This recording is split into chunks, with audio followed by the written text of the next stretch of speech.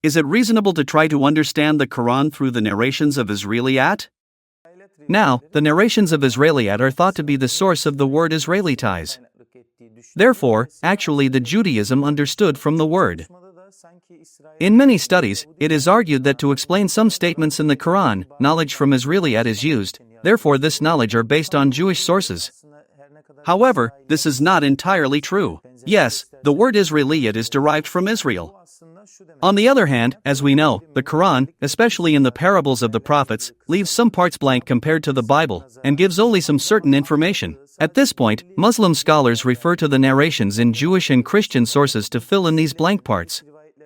This situation can also be observed in hadith narrations and history books. Now this causes a lot of trouble. First of all, what does it mean that the Quran leaves blank? In other words, if the Quran left it blank, couldn't it have left it blank on purpose?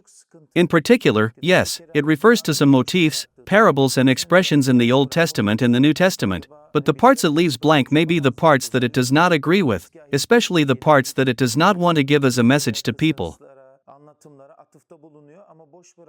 For example, the Quran mentions Prophet Adam and his wife, but does not mention his wife's name. Where do we get the source of this? We complete it from Jewish or Christian sources.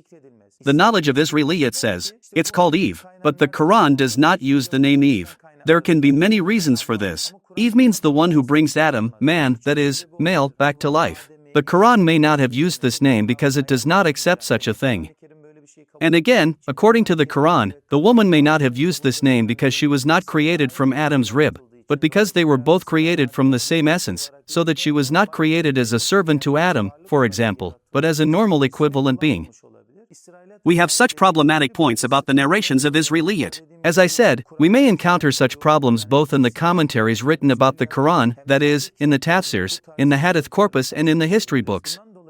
For this reason, for example, Ibn Taymiyyah made the following classification. He said, to what extent can we use the narrations of Israel, or not? He said, let's make a categorization about it. In fact, I can briefly summarize his categorization with my own additions as follows. There are 3 categories. The first category is the one that says nothing positive or negative about my religious life.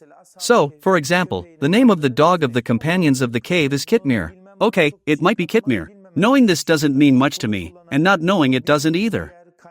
I can use that. This does not contradict our other sources. The second category is perhaps information more about sociological structuring, but still narrations that do not tell me anything about my religious views. It is also necessary to pay attention to these. You know, some information may be appropriate, some information may not. The narrations that we should never take, for example, as I said, despite the Quran says that Adam and his wife were created from just one essence, not accepting this but go to a worldview and an ontological structuring based on statements such as she was created from her ribs, she was created from his that part, woman is an inferior being, etc. It would be wrong to follow such way. He says we shouldn't take them. Frankly, I find this approach very correct. The narrations of Israeliyat are not all bad, but it is also not correct to say that we should take them all. I think that those who are in accordance with the spirit of the Quran should be taken, and those who are not suitable should not be taken.